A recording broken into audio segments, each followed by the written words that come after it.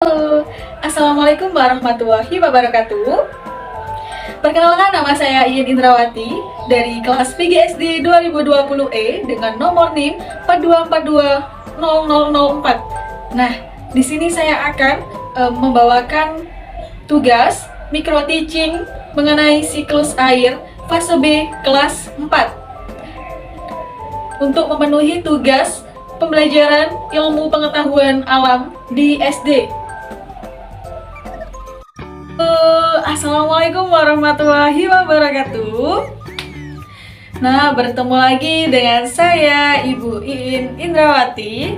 Nah, sebelum kita memulai pembelajaran pada pagi hari ini, alangkah lebih baiknya kita berdoa terlebih dahulu ya teman-teman. Nah, berdoa dipimpin oleh ketua kelas. Silahkan. Berdoa selesai. Nah, semuanya masih pada semangat kan? Ayo, tepuk tunggal, tepuk tunggal, tepuk tunggal, tepuk semangat, semangat, semangat. Nah, sebelum kita masuk dalam pelajaran, biar lebih semangat lagi nih, mari kita bernyanyi mengenai lagu Profil Pelajar Pancasila. Nah, anak-anak sudah tahu kan lagu Profil Pelajar Pancasila yang biasanya sering kita nyanyikan? Oke, yuk kita nyanyi bareng-bareng ya. Ibu hitung 1 sampai 3. Mulai. 1, 2, 3. Pelajar Pancasila beriman dan bertakwa pada Tuhan yang Esa dan berakhlak mulia, berkebinekaan global, gotong royong mandiri, kreatif dan bernalar kritis. Yuk ulangi sekali lagi, lebih semangat ya. Pelajar Pancasila beriman dan bertakwa pada Tuhan yang Esa dan berakhlak mulia, berkebinekaan global, gotong royong mandiri, kreatif dan bernalar kritis. Yeay. Oke, sebelumnya Ibu absen terlebih dahulu ya anak-anak. Ini masuk semua? Hadir semua kan ya? Ya.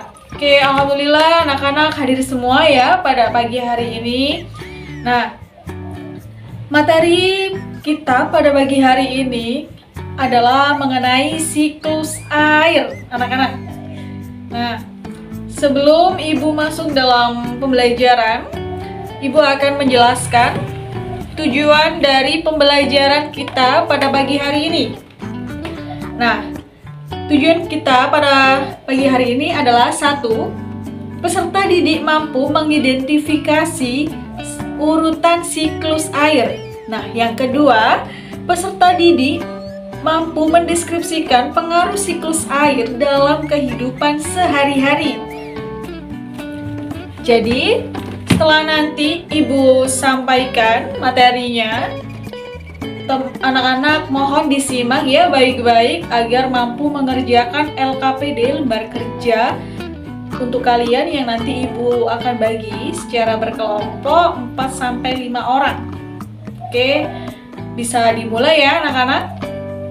Oke, sebelumnya Ibu akan bertanya sebelum kita masuk dalam materi nih. Coba kalian lihat di jendela ruang kelas kalian. Di situ coba lihat awan di langit warnanya apa anak-anak? Apa? Cerah. Ya. Sekarang awannya lagi cerah ya anak-anak. Warnanya biru, putih, cerah. Menandakan memang cuaca lagi cerah dan terik matahari. Tapi apa yang terjadi anak-anak apabila awannya berwarna gelap? Apa? Ya, betul sekali. Hujan. Jika awannya berwarna gelap, akan turun hujan anak-anak. Ya, itu nanti akan berhubungan dengan materi yang akan kita bahas hari ini. Berhubungan dengan hujan. Pasti anak-anak pernah berpikir kan, kenapa sih air ini tidak pernah habis? Padahal seringkali kita buat, seringkali kita pakai untuk kehidupan sehari-hari, untuk mandi, minum, dan lain sebagainya. Oke, baik anak-anak, mari kita mulai ya. Jadi siklus air itu adalah sirkulasi air dari bumi ke atmosfer dan kembali lagi ke bumi yang terjadi secara terus-menerus. Nah, inilah sebabnya mengapa air di bumi tidak akan pernah habis. Karena adanya sirkulasi air, siklus air, tahap siklus air. Nah, jadi pada pembelajaran kali ini kita akan membahas siklus air. Apa saja sih tahap-tahapan yang terjadi pada siklus air dan bagaimana penjelasannya? Ya, mari kita simak anak-anak untuk belajar.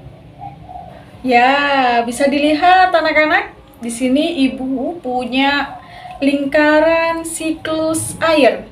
Nah, bisa dilihat ya anak-anak. Wah, lucu sekali ya. Oke, jadi di sini ibu memiliki media siklus air. Nah, pertama-tama air di laut terkena oleh sinar matahari yang nantinya akan mengalami penguapan anak-anak. Air naik ke atas langit karena adanya penguapan. Nah, proses ini disebut dengan evaporasi. Bisa dilihat ya. Proses ini disebut dengan evaporasi. Proses naiknya air ke langit akibat sinar matahari mengalami penguapan. Nah, kemudian air yang naik ke atas langit membentuk sebuah partikel awan-awan, gumpalan awan hitam. Nah, proses ini biasanya disebut dengan kondensasi. Nah, bisa dilihat kan anak-anak, proses kondensasi membentuk sebuah gumpalan awan dan menghitam. Kemudian setelah menjadi awan yang hitam, apa yang terjadi anak-anak? Ya, betul sekali, akan terjadi turun hujan. Nah, proses turunnya hujan, jatuhnya air ke bumi ini disebut dengan presipitasi. Bisa dilihat anak-anak? Ya, disebut dengan presipitasi, proses turunnya hujan di bumi. Nah, tetapi anak-anak, yang perlu kita ketahui bukan hanya air saja yang mengalami penguapan, tetapi juga pada tumbuhan. Nah, jika pada tumbuhan bisa disebut dengan transpirasi, proses penguapan tumbuhan terkena sinar matahari. Jadi tidak hanya air saja ya anak-anak, tapi juga tumbuhan juga mengalami proses penguapan. Nah, yang nantinya akan menjadi gumpalan-gumpalan awan tersebut. Nah, setelah anak-anak menyimak dari apa yang ibu sampaikan, anak-anak sudah tahu kan apa sih itu siklus air? Nah, apa sih tahap-tahapan pada siklus air? Oke, nah sekarang ibu akan membagikan sebuah lembar kerja kelompok. Sebelum itu, anak-anak harus membentuk kelompok 4-5 orang.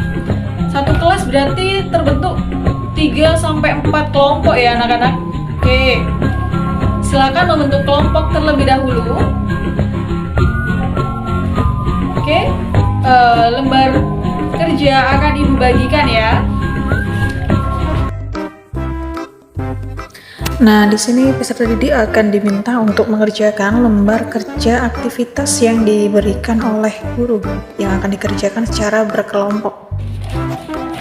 Oke anak-anak, setelah kalian mengerjakan lembar jawaban secara berkelompok, berdiskusi, kalian akan menyampaikan lembar kerja tersebut ke teman-teman kalian.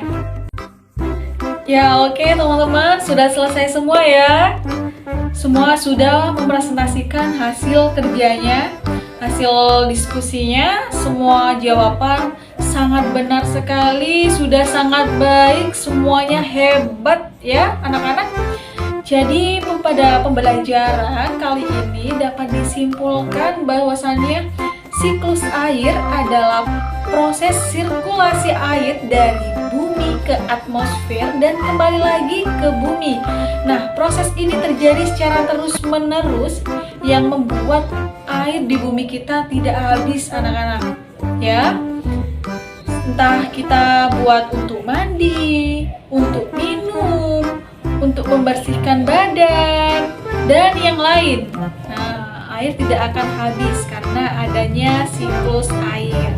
Nah, kemudian siklus air ini ada 3 tahapan penting yang harus kalian ingat, anak-anak.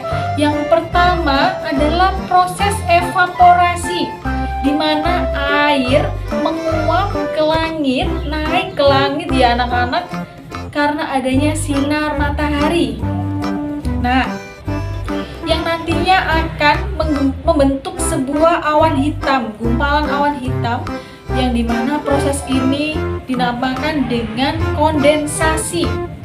Terjadinya proses awan hitam, gumpalan-gumpalan hitam. Nah, setelah terjadi awan berwarna hitam, tentunya apa yang akan terjadi, teman-teman? Nah, betul, yang akan terjadi adalah hujan, turun hujan. Proses jatuhnya air ke bumi, yang dimana proses ini disebut dengan presipitasi.